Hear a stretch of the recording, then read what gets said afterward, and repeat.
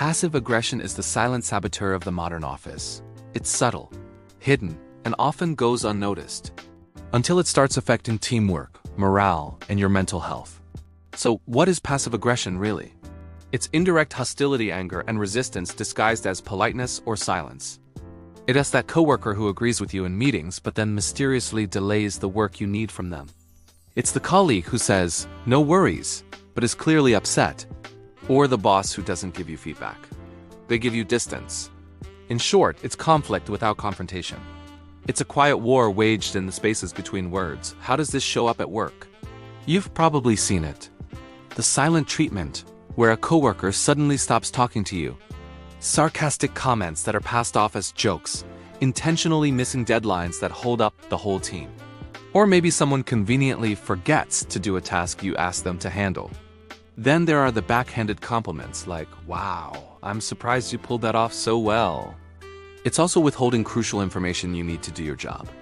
And don't forget the non-verbal cues, the dramatic sighs, the eye rolls, the constant avoidance of eye contact.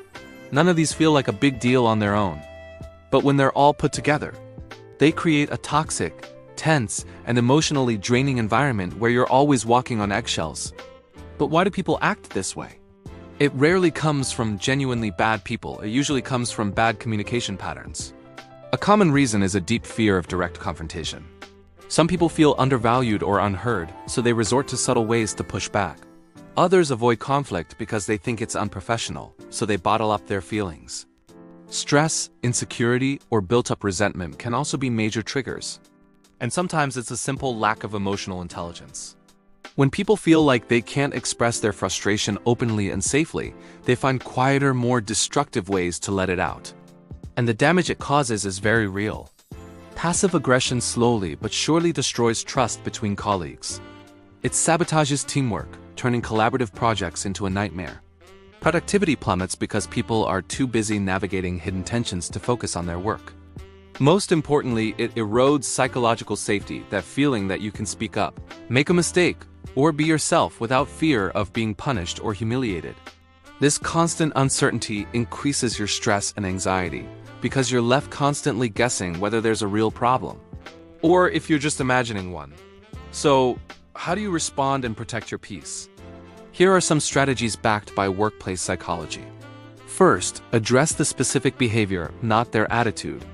Instead of saying, "Why are you angry?" try, "Hey, I noticed the deadline was missed. Is there something I should know?" This keeps it factual. Second, set crystal clear expectations. Clarity removes the loopholes and excuses that passive resistance thrives on. Third, stay calm and factual.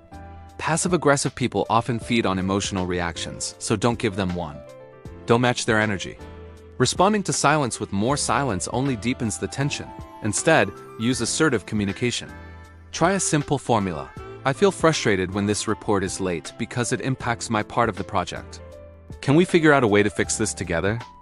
And if the pattern continues, it might be necessary to loop in management, not to tattle, but to clarify roles, expectations, and accountability. Passive aggression doesn't make a workplace toxic overnight, but it quietly erodes the foundation of one. Recognizing it, naming it, and responding with clarity and confidence protects your peace and makes the entire office healthier for everyone. Thanks for watching. If this helped, don't forget to like and subscribe for more content on navigating the modern workplace.